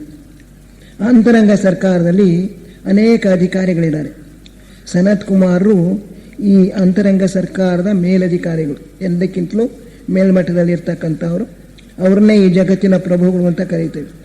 ಅವರ ಕೈ ಕೆಳಗೆ 3 ಜನ ಕುಮಾರರು, ಅವರ ಕೈ ಕೆಳಗೆ ಪ್ರತ್ಯೇಕ ಬುದ್ಧರು, ಅವರ ಕೈ ಕೆಳಗೆ ಮನು ಮತ್ತು ಬೋಧಿಸತ್ವರು, ಮಹಾಚೌಹನರು, ಅವರ ಕೈ ಕೆಳಗೆ ಚೌಹಾನರು, ಅವರ ಕೈ ಕೆಳಗೆ ಜೀವನ್ಮುಕ್ತರು. ಹೀಗೆ ಒಂದು ಶ್ರೇಣಿ ಮೇಲಿಂದ ಕೆಳಗಿದೆ. ಸನತ್ ಕುಮಾರರು ಈ ಒಂದು ಭೂಗ್ರಹದಲ್ಲಿ ಈಗ ಯಾವ ಒಂದು ಸ್ಥಾನದಲ್ಲಿದ್ದಾರೋ, ಹಿಂದೆ ಅದೇ ಸ್ಥಾನದಲ್ಲಿ ಇದ್ದಂಥವರು ಈಗ ಸೈಲೆಂಟ್ ವಾಚರ್ ಅಂತ ಹೇಳಿ ಅವರಿಗಿಂತಲೂ ಮೇಲ್ಮಟ್ಟಕ್ಕೆ ಹೋಗಿದ್ದಾರೆ. ಸೈಲೆಂಟ್ ವಾಚರ್, ಮೌನ ವೀಕ್ಷಕ. ಆ ಮೌನ ವೀಕ್ಷಕರು ಸನತ್ ಕುಮಾರ್ಗಿಂತ ಒಂದು ದೀಕ್ಷೆ ಮೇಲಿರ್ತಕ್ಕಂಥವ್ರು. ಅವರು ಯಾವ ಒಂದು ನೇರವಾದ ಕೆಲಸವನ್ನು ವಹಿಸ್ಕೊಂಡಿಲ್ಲ. ಸನತ್ ಕುಮಾರಿಗೆ ಈ ಜಗತ್ತನ್ನೆಲ್ಲ ನಡೆಸ್ಕೊಂಡು ಹೋಗೋರು. ಈ ಪ್ರಪಂಚ, ನಮ್ಮ ಭೂಮಿ, ನಮ್ಮ ಭೂಗ್ರಹದಲ್ಲಿ ಏನೇನು ನಡೀತಾ ಇದೆಯೋ ಇದೆಲ್ಲವೂ ಕೂಡ ಅವರ ಅರಿವಿಗೆ ಬರುತ್ತೆ. ಇದರ ಒಂದು ಆಡಳಿತವನ್ನು ಅವರು ನೋಡ್ಕೊಳ್ತಾ ಇದ್ದಾರೆ. ಹಿ ಈಸ್ ಆಕ್ಟಿವ್ಲಿ ಎಂಗೇಜ್, ಕ್ರಿಯಾಶೀಲವಾಗಿ ಸದಾ ಕೆಲಸ ಮಾಡ್ತಾ ಇದ್ದಾರೆ ಸನತ್ ಕುಮಾರ್ ಈ ನಮ್ಮ ಪ್ರಪಂಚದ ಅಭಿವೃದ್ಧಿಗೋಸ್ಕರ. ಅವ್ರಿಗಿಂತಲೂ ಮೇಲ್ಮಟ್ಟದಲ್ಲಿ ಇರ್ತಕ್ಕಂಥ ಈ ಮೌನ ವೀಕ್ಷಕರು ಇಂಥ ಯಾವ ಒಂದು ಕೆಲಸವನ್ನು ಕೂಡ ಅವರು ವಹಿಸ್ಕೊಂಡಿಲ್ಲದೆ ಅವರು ಮೌನವಾಗಿ ವೀಕ್ಷಣೆ ಮಾಡ್ತಾ ಇರ್ತಾರಂತೆ. ಎಲ್ಲ ನೋಡ್ತಾ ಇರ್ತಾರೆ, ಹೆಂಗೆ ನಡೀತಾ ಇದೆ. ತಮ್ಮ ಅನುಗ್ರಹ ಶಕ್ತಿಯನ್ನು ಅವರು ಹಾಗೆ ಸೂಕ್ಷ್ಮ ರೂಪದಲ್ಲಿ ಕಳಿಸ್ತಾ ಇರ್ತಾರೆ. ಈ ಮೌನ ವೀಕ್ಷಕರು ಅಂದರೆ ಹಿಂದೆ ಸನತ್ ಕುಮಾರ್ ಆಗಿದ್ದವರು ಈಗ ಮೌನ ವೀಕ್ಷಕರಾಗಿದ್ದಾರೆ.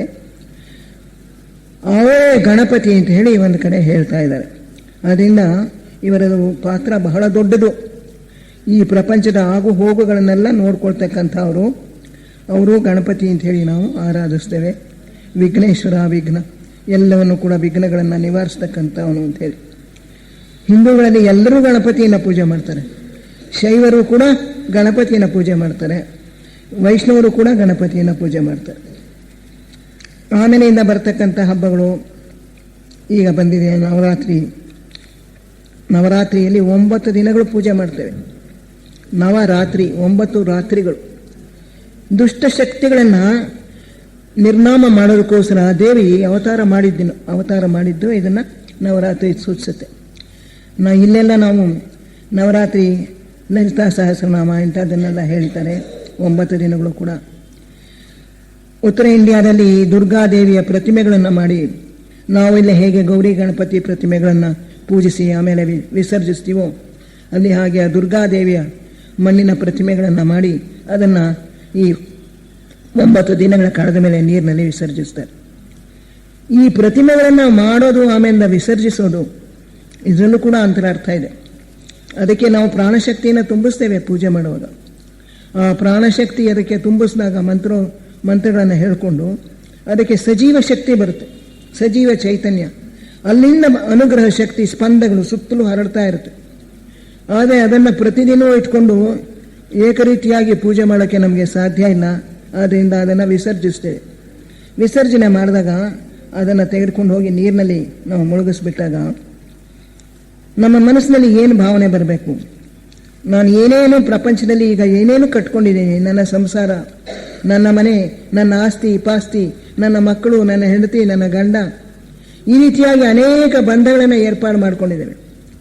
ಈ ಎಲ್ಲ ಬಂಧಗಳು ಕೂಡ ಆ ಗಣಪತಿ ಅಥವಾ ಗೌರಿ ವಿಗ್ರಹವನ್ನು ನಾವು ನೀರಿನಲ್ಲಿ ವಿಸರ್ಜನೆ ಮಾಡಿದಾಗ ಹೇಗೆ ಅದೆಲ್ಲವೂ ಕರಗಿ ನೀರಿನಲ್ಲಿ ನೀರು ಸೇರ್ಕೊಂಡ್ಬಿಡುತ್ತೋ ಹಾಗೆ ಈ ಎಲ್ಲ ಬಂಧಗಳು ಕೂಡ ಕಳಚಿ ಹೋಗಲಿ.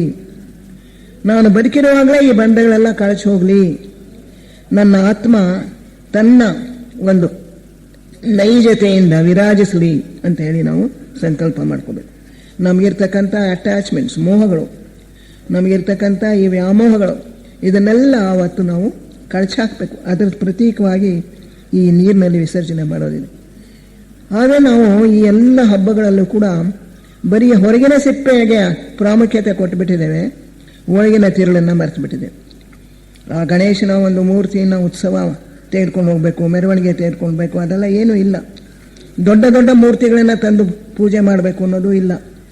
ಮಣ್ಣಿನ ಪ್ರತಿಮೆ, ಒಂದು ಮಣ್ಣಿನಲ್ಲಿ ಆ ಆಕಾರವನ್ನು ಕೊಡ್ಬೋದು, ಇಲ್ಲಾಂದರೆ ಲೋಹದ ಒಂದು ಬೆಳ್ಳಿ ಅಥವಾ ಚಿನ್ನದಲ್ಲಿ ಮಾಡಿರೋ ವಿಗ್ರಹವನ್ನು ಪೂಜನೆ ಮಾಡ್ಬೋದು.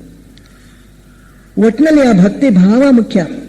ಆದರೆ ಆಚರಣೆಗೆ ನಾವು ಇವತ್ತು ಪ್ರಾಶಸ್ತ್ಯ ಕೊಟ್ಬಿಟ್ಟಿದ್ದೇವೆ. ಗಣೇಶನ ಹಬ್ಬದ ದಿವಸ ಅಂತೂ ಕೂಡ ದೊಡ್ಡದೊಂದು ಮಂಟಪ ಕಟ್ಟೋದು, ಅಲ್ಲಿ ಸಿನಿಮಾ ಹಾಡುಗಳನ್ನು ಹಾಕಿರ್ತಾರೆ, 3 ದಿವಸ ಉತ್ಸವಗಳು. ಆಮೇಲೆ ಕೊನೆಯಲ್ಲಿ ಅದನ್ನು ವಿಸರ್ಜನೆ ಮಾಡೋಕ್ಕೆ ಮೆರವಣಿಗೆ.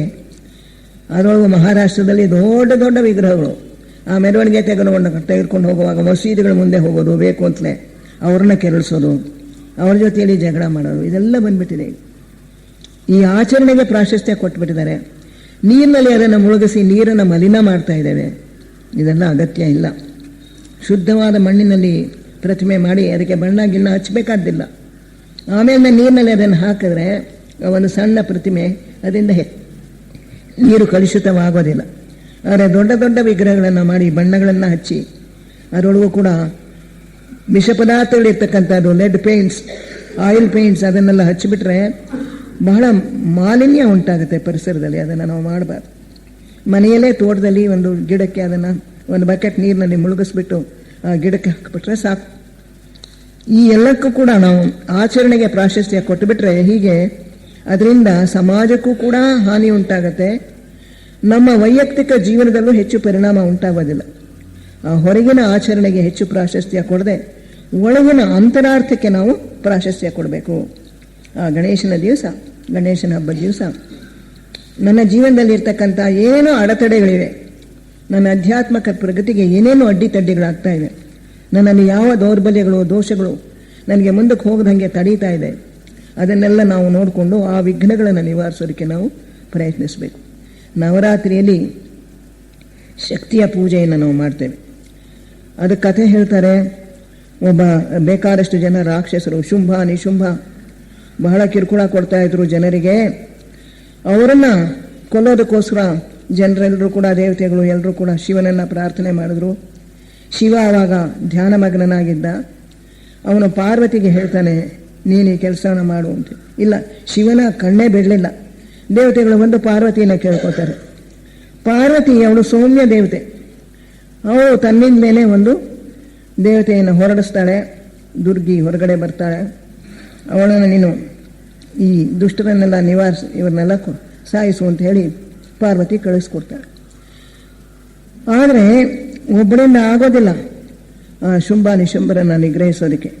ಕೊನೆಗೆ ಪಾರ್ವತಿಯ ಸಹಾಯಕ್ಕೆ, ಆ ದುರ್ಗಾದೇವಿಯ ಸಹಾಯಕ್ಕೆ ಮಹಾಲಕ್ಷ್ಮಿ, ಮಹಾ ಸರಸ್ವತಿ, ಮಹಾಕಾಳಿ ಇವರೆಲ್ಲರೂ ಕೂಡ ಬರ್ತಾರೆ. ಅಂದರೆ ಈಶ್ವರನ ಒಂದು ಶಕ್ತಿ, ಅವನ ಅರ್ಧಾಂಗೀಯ ಶಕ್ತಿ, ಅನಂತರ ಬ್ರಹ್ಮನ ಅರ್ಧಾಂಗೀಯ ಶಕ್ತಿ, ಆಮೇಲೆ ವಿಷ್ಣುವಿನ ಅರ್ಧಾಂಗೀಯ ಶಕ್ತಿ ಎಲ್ಲ ಬಂದು ಸೇರಿಕೊಂಡ್ರು ಕೂಡ ಅದು ಸಾಲೋದಿಲ್ವಂತೆ. ದೇವತೆಗಳೆಲ್ಲ ತಮ್ಮ ಶಕ್ತಿಗಳನ್ನು ಕೊಡ್ತಾರಂತೆ. ಆಮೇಲೆ ಶಿವ, ಬ್ರಹ್ಮ, ವಿಷ್ಣು, ಈಶ್ವರರು ಇವರು ಕೂಡ ತಮ್ಮ ಶಕ್ತಿಗಳನ್ನು ಕೊಡ್ತಾರೆ. ಹಾಗೆ ಬಂದು ಸೇರಿಕೊಂಡು 3 ದಿವಸ ಮಹಾಕಾಳಿಯಾಗಿ ಅವಳು ಮಾಡ್ತಾಳೆ, ಸಮರ ಮಾಡ್ತಾಳೆ, ಯುದ್ಧ ಮಾಡ್ತಾಳೆ. 3 ದಿವಸ ಮಹಾ ಸರಸ್ವತಿ ಶಕ್ತಿ ಬಂದು ಸೇರುತ್ತೆ. 3 ದಿವಸ ಮಹಾಲಕ್ಷ್ಮಿಯ ಶಕ್ತಿ ಬಂದು ಸೇರುತ್ತೆ. ಈ ಎಲ್ಲ ದೇವತೆಗಳ ಎಲ್ಲ ಶಕ್ತಿ ಕೊನೆಗೆ ಒಂದು ತ್ರಿಶೂಲದ ರೂಪದಲ್ಲಿ ಬರುತ್ತೆ. ಆ ತ್ರಿಶೂಲದ ಮೂಲಕ ಅವಳು ಶುಂಭ ನಿಶುಭರನ್ನ ಸಾಯಿಸ್ತಾಳೆ ಅಂತ ಹೇಳಿ ಒಂದು ಕಥೆ ಇದೆ. ಈ ಮಧ್ಯೆ ಒಂದು ರಕ್ತ ಬೀಜ ಅಂತ ಇನ್ನೊಬ್ಬ ರಾಕ್ಷಸ, ಅವನನ್ನು ಸಾಯಿಸ್ತಾಳೆ ಅಂತ ಹೇಳಿ. ಆ ರಕ್ತ ಬೀಜ ಅನ್ನೋ ರಾಕ್ಷಸ ಅವನು ಎಷ್ಟು ಪವರ್ಫುಲ್ ಅಂದರೆ, ಎಷ್ಟು ಪ್ರಬಲ ಅಂದರೆ, ಅವನು ಒಂದೊಂದು ತೊಟ್ಟು ರಕ್ತ ಕೆಳಗಡೆ ಬಿದ್ದಾಗ ಅದರಿಂದ ಸಹಸ್ರಾರು ದೇವತೆಗಳು ಬಂದ್ಬಿಡ್ತಾರೆ. ಹೀಗೆ ದುಷ್ಟ ದೇವತೆಗಳು ಅವನಿಗೆ ಸಹಾಯ ಮಾಡ್ತಕ್ಕಂಥವ್ರು. ಹೀಗಾಗಿ ಅವನನ್ನು ನಿಗ್ರಹಿಸೋದಕ್ಕೆ ಆಗೋದಿಲ್ಲ. ಆಗ ಒಬ್ಬ ಈಶ್ವರನೋ ಯಾರೋ ಅಂತೂ ಆ ರಕ್ತ ಕೆಳಗೆ ಬೀಳದೇ ಇರೋ ಹಾಗೆ ಮಾಡಿದ್ಮೇಲೆ ರಕ್ತ ಬೀಜನನ್ನು ಸಂಹರಿಸೋಕ್ಕಾಗುತ್ತೆ. ಇವೆಲ್ಲ ಕಥೆಗಳು, ನಮ್ಮ ಪುರಾಣದ ಕಥೆಗಳು, ಈ ಎಲ್ಲ ವ್ರತಗಳ ಇವರಲ್ಲಿ ಬರ್ತಕ್ಕಂಥ ಕಥೆಗಳು ಕೂಡ ಸಾಂಕೇತಿಕ. ಅದನ್ನು ನಾವು ಅಕ್ಷರಶಃ ತಗೋಬಾರ್ದು. ಅವಳಲ್ಲಿರ್ತಕ್ಕಂಥ ಅಂತರಾರ್ಥವನ್ನು ಗ್ರಹಿಸಬೇಕು. ಈ ಎಲ್ಲ ದುಷ್ಟ ಶಕ್ತಿಗಳನ್ನು ನಿರ್ಮೂಲ ಮಾಡ್ತಕ್ಕಂಥ ಒಂದು ಕಾಲ ನವರಾತ್ರಿಯ ದಿನ. ಈ 9 ದಿನಗಳು ಕೂಡ ಪ್ರಕೃತಿಯ ಶಕ್ತಿ, ಪ್ರಕೃತಿ ಯಾರನ್ನು ನಾವು ದೇವಿ ಅಂತ ಕರಿತೀವಿ, ಸಗುಣ ಬ್ರಹ್ಮನಿಂದ ಬಂದಿರತಕ್ಕಂಥ 2 ಭಾಗಗಳು, ಪ್ರಕೃತಿ ಮತ್ತು ಪುರುಷ. ಆ ಪ್ರಕೃತಿಯ ಸಮಸ್ತ ಶಕ್ತಿಗಳು ಕೂಡ ಯಾರ ಮೂಲಕ ವ್ಯಕ್ತವಾಗುತ್ತೆ ಅವಳನ್ನು ನಾವು ಪರಾಶಕ್ತಿ ಅಂತ ಕರಿತೀವಿ, ದೇವಿ. ಆ ಪರಾಶಕ್ತಿಯ ಒಂದು ಬಹಳ ಮೇಲ್ಮಟ್ಟದ ಶಕ್ತಿ ಈ 9 ದಿನಗಳು ಕೂಡ ಹರಿತಾ ಇರುತ್ತೆ. ಅಂದರೆ ಈ ಪ್ರಪಂಚವೆಲ್ಲ ಸೃಷ್ಟಿಯಾಗಿರ್ತಕ್ಕಂಥ ವ್ಯಕ್ತ ಪ್ರಪಂಚಕ್ಕೆಲ್ಲ ಯಾವುದು ಕಾರಣ ಆಗಿದೆಯೋ ಆ ಪ್ರಕೃತಿಯ ಶಕ್ತಿ, ಆ ಪ್ರಕೃತಿ ಎಲ್ಲಕ್ಕೂ ಒಡೆಯಳಾಗಿರ್ತಕ್ಕಂಥ ಪರಾಶಕ್ತಿಯ ಒಂದು ಶಕ್ತಿ ವಿಶೇಷ ಪ್ರಮಾಣದಲ್ಲಿ ಹರಿತಾ ಇರುತ್ತೆ. ಲಲಿತಾ ಸಹಸ್ರನಾಮದಲ್ಲಿ ಅವರು ಹೇಳ್ತಾರೆ, ಲಲಿತೆ ಶಕ್ತಿ ಅನ್ನೋದು ಈಶ್ವರ, ವಿಷ್ಣು, ಬ್ರಹ್ಮ ಇದಕ್ಕಿಂತಲೂ ಮುಂಚೆನೇ ಸೃಷ್ಟಿಯಾಗಿರ್ತಕ್ಕಂಥದ್ದು. ಆ ಪರಾಶಕ್ತಿಯಿಂದಲೇ ತ್ರಿಮೂರ್ತಿಗಳು ಕೂಡ ಹೊರಗೆ ಬಂದವರು ಅಂತ ಹೇಳಿ. ಅದರಿಂದ ಎಲ್ಲಕ್ಕೂ ಮೂಲಭೂತವಾಗಿರ್ತಕ್ಕಂಥ ಚೈತನ್ಯ ಆ ಪರಾಶಕ್ತಿ. ಆ ಪರಾಶಕ್ತಿಯ ಒಂದು ಆರಾಧನೆಯನ್ನು ನಾವು ಮಾಡುವಾಗ ಬಹಳ ವಿಶೇಷವಾದ ಪ್ರಮಾಣದಲ್ಲಿ ಅವಳಿಂದ ಶಕ್ತಿ ಹರಿದು ಬರುತ್ತೆ. ನಾವು ಎಷ್ಟು ಭಕ್ತಿಯಿಂದ ಆಕೆಯನ್ನು ಪೂಜೆ ಮಾಡ್ತೀವೋ ಅಷ್ಟೆಷ್ಟು ಕೂಡ ಅನುಗ್ರಹ ಹರಿದು ಬರುತ್ತೆ. ನಮಗೆ ಮಾತ್ರ ಅಲ್ಲ, ಪ್ರಪಂಚಕ್ಕೆಲ್ಲ ಮಂಗಳವನ್ನು ಉಂಟು ಮಾಡುತ್ತೆ. ಆ ಒಂದು ಉದ್ದೇಶದಿಂದ ಈ ನವರಾತ್ರಿಯ 9 ದಿನಗಳು ಕೂಡ ನಾವು ಪೂಜೆಗಳನ್ನು ಮಾಡಬೇಕು, ಆ ದೇವಿಯ ಸ್ಮರಣೆ ಮಾಡ್ಕೋತಾ ಇರಬೇಕು, ಪ್ರಪಂಚಕ್ಕೆಲ್ಲ ಒಳ್ಳೆಯದಾಗಲಿ ಅಂತ ಹೇಳಿ ಕೋರ್ತಾ ಇರಬೇಕು. ಈ ವಿಶೇಷ ದಿನಗಳೇನಪ್ಪ ಅಂದರೆ ವಿಶೇಷ ಪ್ರಮಾಣದಲ್ಲಿ ಆ ದೇವತೆಗಳ ಶಕ್ತಿ ಹರಿದು ಬರೋದ್ರಿಂದ ಇದನ್ನು ನಾವು ಉಪಯೋಗಿಸ್ಕೊಳ್ಬೇಕು. ಹಬ್ಬಗಳು ಎಲ್ಲನೂ ಅಷ್ಟೇ, ಅಂಥ ವಿಶೇಷ ಶಕ್ತಿಗಳು ಹೆಚ್ಚಿನ ಪ್ರಮಾಣದಲ್ಲಿ ಯಾವಾಗ ಬಿಡುಗಡೆ ಆಗುತ್ತೋ ಅಂಥ ದಿವಸ ಏರ್ಪಾಡು ಮಾಡ್ತಾರೆ.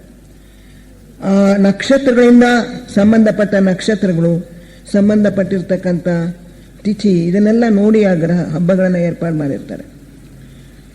ಒಂದು ಹಿಂದಿನ ಒಂದು ಸಂಸ್ಕೃತಿ ಪೆರು ದೇಶದಲ್ಲಿ, ಆಮೇಲಿಂದ ಬೇರೆ ಮತ್ತೊಂದು ದೇಶದಲ್ಲಿ ಇದ್ದದ ಕಡೆ ಒಂದು ಕಡೆ ವರ್ಣನೆ ಮಾಡ್ತಾರೆ.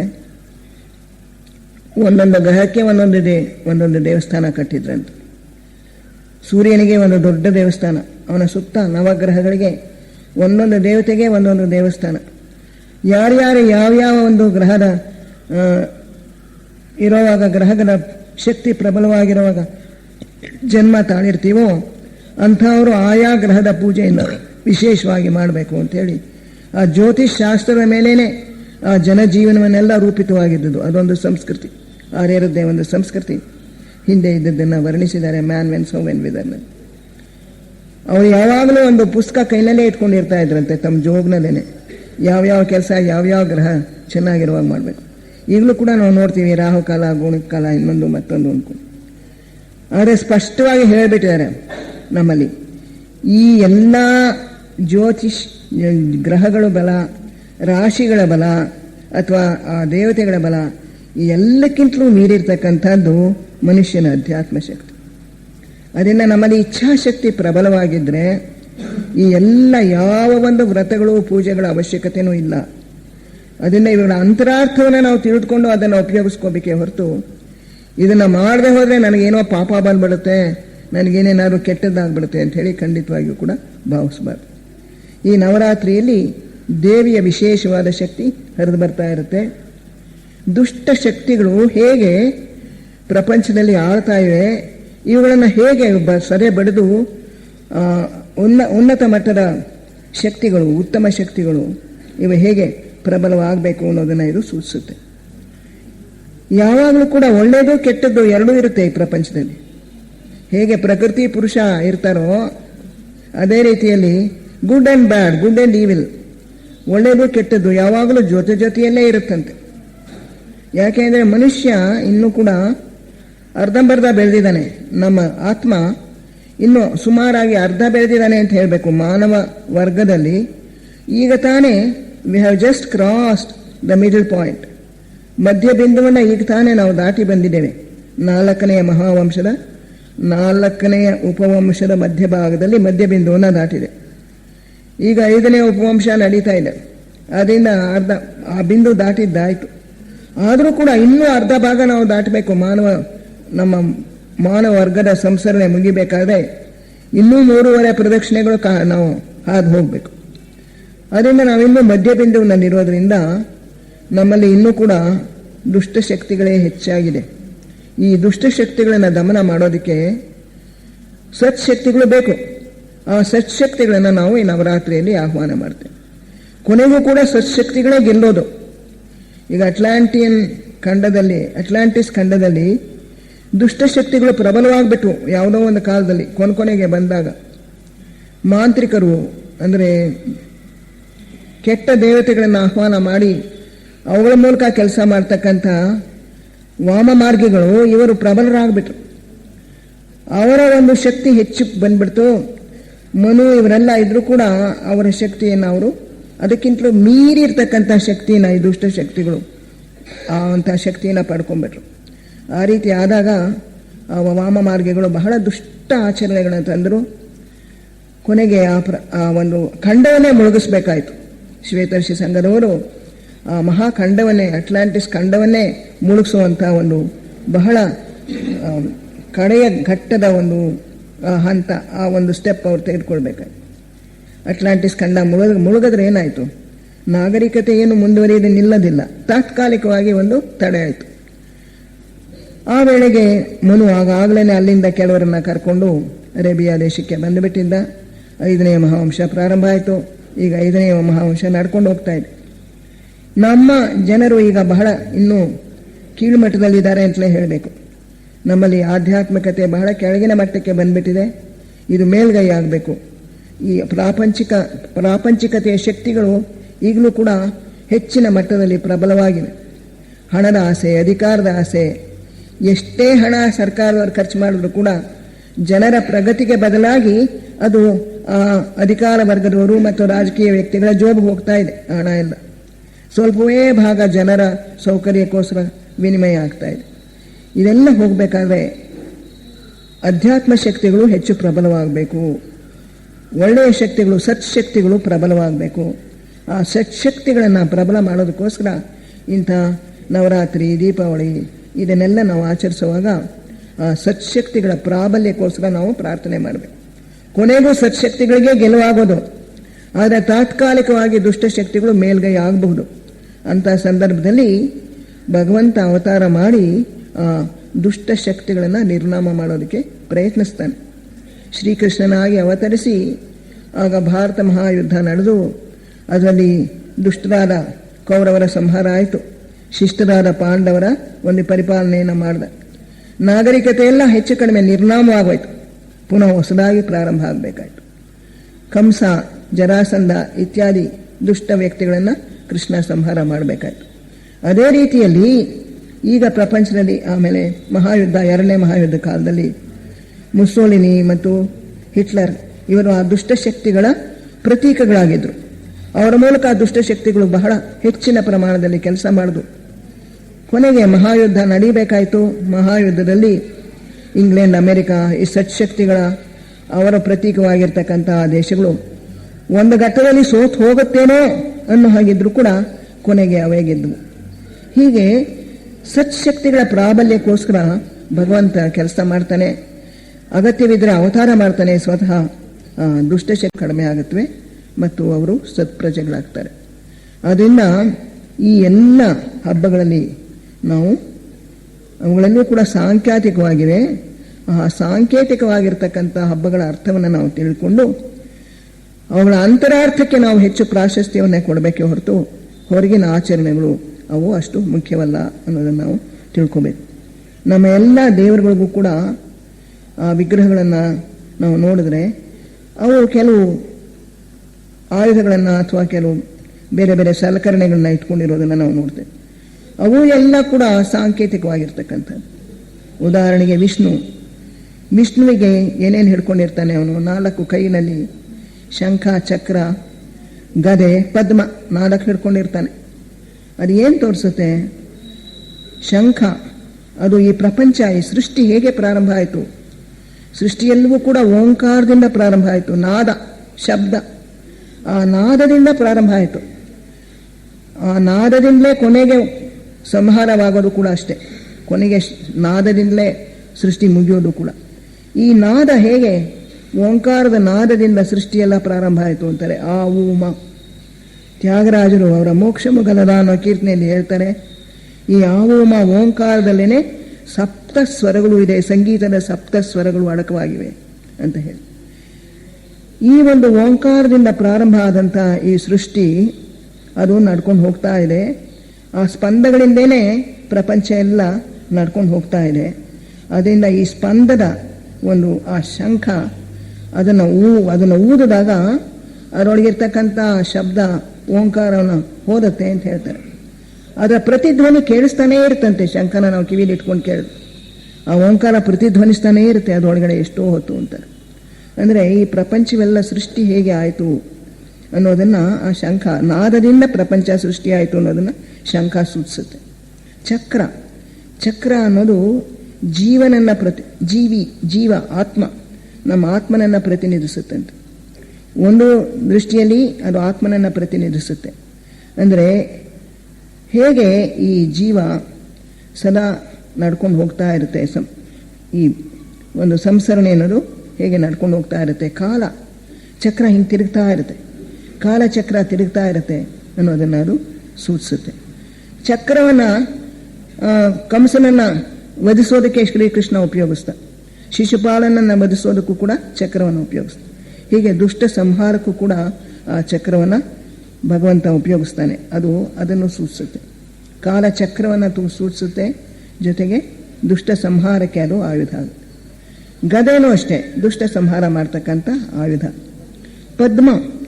ಪದ್ಮ ಕಮಲ ಪುಷ್ಪ ಅದನ್ನು ಒಂದು ಕೈನಲ್ಲಿ ಹಿಡ್ಕೊಂಡಿರ್ತಾನೆ. ಅದೇನು ಸೂಚಿಸುತ್ತೆ?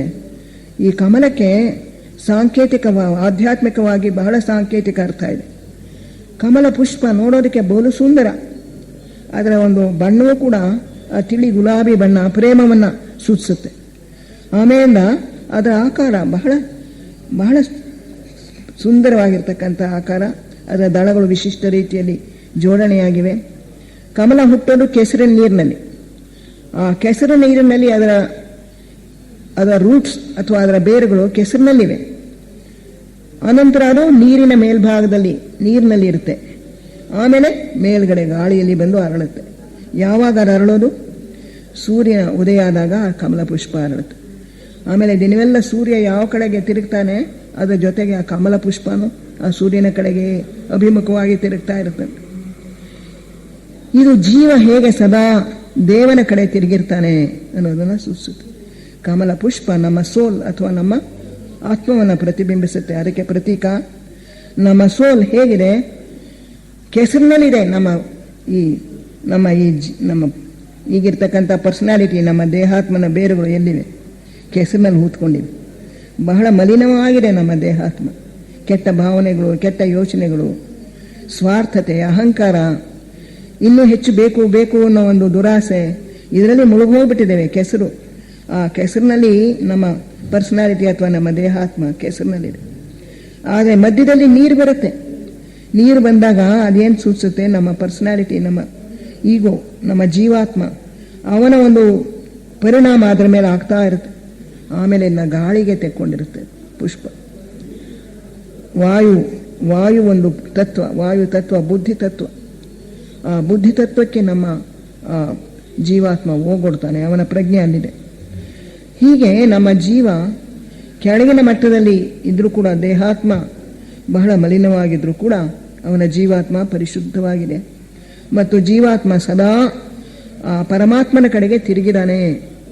ಸೂರ್ಯ ಅಂತ ಹೇಳಿದ್ರೆ ಇಲ್ಲಿ ಚೈತನ್ಯ ಕೊಡ್ತಕ್ಕಂಥ, ಶಾಖ ಕೊಡ್ತಕ್ಕಂಥ ಸೂರ್ಯ ನಮ್ಮ ಸೌರ ಬ್ರಹ್ಮಾಂಡೇಶ್ವರನ ಪ್ರತೀಕ ಸೂರ್ಯ, ಅವನ ಒಂದು ಹೊರಗಿನ ಬಿಂಬ.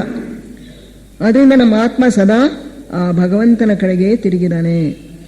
ಆ ಸೂರ್ಯ ಸದಾ ಆ ಕಮಲ ಪುಷ್ಪಕ್ಕೆ ಚೈತನ್ಯವನ್ನು ಕೊಡ್ತಾ ಇದ್ದಾನೆ, ಶಾಖ ಕೊಡ್ತಾ ಇದ್ದಾನೆ, ಬೆಳಕು ಕೊಡ್ತಾ ಇದ್ದಾನೆ, ಶಕ್ತಿ ಕೊಡ್ತಾ ಇದ್ದಾನೆ. ಹಾಗೆ ಸೂರ್ಯ ನಮಗೆ, ನಮ್ಮ ಜೀವಾತ್ಮನಿಗೆ ಸದಾ ಶಾಖ, ಬೆಳಕು ಮತ್ತು ತನ್ನ ಶಕ್ತಿ, ಅಧ್ಯಾತ್ಮ ಶಕ್ತಿನ ಸುರಿಸ್ತಾ ಇದ್ದಾನೆ ಅನ್ನೋದನ್ನು ಇದೆಲ್ಲ ಸೂಚಿಸುತ್ತೆ. ನಾವು ಒಂದೊಂದು ಸಿಂಬಲ್ಗೂ ಅಷ್ಟೇ, ಒಂದೊಂದು ಸಂಕೇತಕ್ಕೂ ನಾನಾ ರೀತಿಯಾಗಿ ಅರ್ಥಗಳನ್ನು ಕಲ್ಪಿಸ್ಕೊಳ್ತಾ ಹೋಗ್ಬೋದು. ನಮ್ಮ ಜೀವನನ ಪ್ರತಿನಿಧಿಸುತ್ತೆ ಈ ಪದ್ಮ ಅನ್ನೋದು. ಆ ಜೀವನಿಗೆ ಸದಾ ಸೂರ್ಯನಿಂದ ಶಕ್ತಿ ಬರ್ತಾ ಇರುತ್ತೆ ಅನ್ನೋದನ್ನು ಕಮಲ ಪುಷ್ಪ ನಮಗೆ ತೋರಿಸ್ಕೊಡುತ್ತೆ. ಹೀಗೆ ಒಂದೊಂದು ನೀವು ದೇವರ ವಿಗ್ರಹ ತೆಗೆದುಕೊಂಡ್ರು ಕೂಡ ಅದರಲ್ಲಿರ್ತಕ್ಕಂಥ ಈ ಎಲ್ಲ ಕೈಗಿನಲ್ಲಿ ಹಿಡ್ಕೊಂಡಿರೋದು ಅಥವಾ ಕಾಲಿನಲ್ಲಿ, ಕಾಲು ಅಡಿಯಲ್ಲಿ ಇರ್ತಕ್ಕಂಥದ್ದು ಇದೆಲ್ಲಕ್ಕೂ ಕೂಡ ಅಂತರಾರ್ಥ ಇದೆ. ದೇವಿ ಕೈನಲ್ಲಿ ತ್ರಿಶೂಲವನ್ನು ಇಟ್ಕೊಂಡು ಒಂದು ಕೈಯಲ್ಲಿ ಅಭಯ ಹಸ್ತ, ಇನ್ನೊಂದು ಕೈಯಲ್ಲಿ ಕೆಳಗಡೆ ಕೊಡುವತಕ್ಕಂಥದ್ದು. ಅಭಯ ಹಸ್ತ ಏನು ಸೂಚಿಸುತ್ತೆ? ಎಲ್ಲರ ಸತ್ಪುರುಷರಿಗೂ ಕೂಡ ನನ್ನ ಪ್ರೊಟೆಕ್ಷನ್, ನನ್ನ ರಕ್ಷಣೆ ಇದೆ. ಯಾರು ಧರ್ಮ ಮಾರ್ಗದಲ್ಲಿ ಹೋಗ್ತಾ ಇರ್ತಾರೋ ಅವರಿಗೆ ನನ್ನ ರಕ್ಷಣೆ ಇದೆ ಅನ್ನೋದನ್ನು ಅಭಯ ಹಸ್ತ ಸೂಚಿಸುತ್ತೆ. ಯಾರು ಧರ್ಮೋ ರಕ್ಷತಿ ರಕ್ಷಿತ ಅಂತ, ಯಾರು ಧರ್ಮ ಮಾರ್ಗದಲ್ಲೇ ಹೋಗ್ತಾ ಇರ್ತಾರೋ ಅವರಿಗೆ ತಾತ್ಕಾಲಿಕವಾಗಿ ಕಷ್ಟ ಬರ್ಬೋದು, ಆದರೆ ಕೊನೆಯಲ್ಲಿ ಅವರಿಗೆ ಜಯವೇ ಲಭಿಸುತ್ತೆ. ಯಾರು ಲಂಚ ಇದನ್ನೆಲ್ಲ ಸ್ವೀಕರಿಸ್ಕೊಂಡು ಮೇಲ್ ಬರ್ತಾರೋ, ಹಣ ಗಳಿಸ್ತಾರೋ, ಸ್ವಲ್ಪ ದಿವಸಗಳಾದಮೇಲೆ ಅವರ ಹಣ ಎಲ್ಲ ಹೊರಟೋಗೋದನ್ನು ನಾವೇ ನೋಡ್ತೇವೆ. ಅಥವಾ ಅವರ ಮಕ್ಕಳು ಅದನ್ನು ಹಾಳು ಮಾಡಿಬಿಡ್ತಾರೆ. ಆದರೆ ಯಾವುದು ನಾವು ಧರ್ಮ ಮಾರ್ಗದಲ್ಲಿ ಹೋಗಿರ್ತೀವೋ ಆ ಧರ್ಮ ಪುಣ್ಯ ಕಾರ್ಯಗಳು ನಮ್ಮನ್ನು ರಕ್ಷಿಸುತ್ತವೆ. ಜನ್ಮದಿಂದ ಜನ್ಮಕ್ಕೆ ನಮಗೆ ಆ ಸಂಸ್ಕಾರಗಳು ಬರುತ್ತೆ. ಅದರಿಂದ ಧರ್ಮ ಯಾವ ಮಾರ್ಗದಲ್ಲಿ ಹೋಗೋರಿಗೆ ದೇವರು ರಕ್ಷಣೆ ಕೊಡ್ತಾನೆ ಅನ್ನೋದನ್ನು ಅಭಯ ಹಸ್ತ ಸೂಚಿಸುತ್ತೆ. ಇನ್ನೊಂದು ಈ ಥರ ಕೆಳಗಡೆ ಇದೆ, ಕೊಡ್ತಾ ಇರ್ತಾಳೆ ದೇವಿ, ಸದಾ ಕೊಡ್ತಾ ಇರ್ತಾಳೆ. ಯಾರು ಧರ್ಮ ಮಾರ್ಗದಲ್ಲಿ ಹೋಗ್ತಾ ಇರ್ತಾರೋ ಅವರಿಗೆ ಬೇಕಾಗಿರೋದನ್ನೆಲ್ಲ ಕೊಡ್ತಾ ಇರ್ತಾರೆ. ಅಧರ್ಮ ಮಾರ್ಗದಲ್ಲಿ ಹೋಗೋರಿಗೂ ಕೊಡ್ತಾಳೆ. ಯಾಕೆಂದರೆ ಎಲ್ಲರಲ್ಲಿ ಇರ್ತಕ್ಕಂಥ ಅಂತರಾತ್ಮ ಒಂದೇ, ಅದು ಭಗವಂತನ ಚೈತನ್ಯ. ನಾವೆಲ್ಲ ಒಬ್ಬನೇ ದೇವರ ಅಂಶಗಳು. ಅದರಿಂದ ಪ್ರತಿಯೊಬ್ಬ ಜೀವನಿಗೂ, ಪ್ರತಿಯೊಬ್ಬ ಆತ್ಮನಿಗೂ ಏನು ಅಗತ್ಯವೋ ಅದನ್ನು ದೇವಿ ಒದಗಿಸ್ತಾ ಇರ್ತಾಳೆ, ಅದನ್ನು ಧಾರಾಳವಾಗಿ ಕೊಡ್ತಾ ಇರ್ತಾಳೆ ಅನ್ನೋದನ್ನು ಆ ಕೈ ಸೂಚಿಸುತ್ತೆ. ಆಮೇಲೆ ತ್ರಿಶೂಲ, ಒಂದು ಕೈಯಲ್ಲಿ ಅಗ್ನಿ ಅಂತ ಹೇಳಿದ್ರೆ ಅದು ಅಗ್ನಿತತ್ವ, ಮನಸ್ತತ್ವವನ್ನು ಸೂಚಿಸುತ್ತಂತೆ. ಮನಸ್ತತ್ವ, ಮನಸ್ಸನ್ನು ಕೊಡ್ತಾ ಇರ್ತಕ್ಕಂಥದ್ದು ಆ ದೈವ ಶಕ್ತಿ. ಜೊತೆಗೆ ಯೋಚನೆ ಮಾಡ್ತಕ್ಕಂಥ ಒಂದು ಶಕ್ತಿ, ಅದು ಅಗ್ನಿಯನ್ನು ಸೂಚಿಸುತ್ತೆ. ಇನ್ನು ಅಗ್ನಿಗೆ ನೀವು ಬೇಕಾದಷ್ಟು ಅರ್ಥಗಳನ್ನು ಕಲ್ಪಿಸ್ಕೊಳ್ತಾ ಹೋಗ್ಬೋದು. ನಮ್ಮ ಒಳಗಿರ್ತಕ್ಕಂಥ ಜ್ಯೋತಿ, ಬೆಳಕು, ಅದು ಅಗ್ನಿ ಅಂತ ಅನ್ಕೋಬೋದು. ಅದು ಕೂಡ ಇನ್ನೊಂದು ಕೈಯಲ್ಲಿ, ಮತ್ತೊಂದು ಕೈಯಲ್ಲಿ ತ್ರಿಶೂಲ ಅನ್ನೋದು ಏನು ಸೂಚಿಸುತ್ತೆ? ದುಷ್ಟಶಕ್ತಿಗಳನ್ನು ದೇವಿ ಸದಾ ದಮನ ಮಾಡ್ತಾ ಇರ್ತಾಳೆ. ಅದು ಬೆಳೆಯೋದಕ್ಕೆ ಬಿಡೋದಿಲ್ಲ, ಅದು ಬೆಳೆದ್ರೆ ಅದನ್ನು ನಾಶ ಮಾಡ್ತಾಳೆ ಅನ್ನೋದನ್ನು ಆ ತ್ರಿಶೂಲ ಸೂಚಿಸುತ್ತೆ.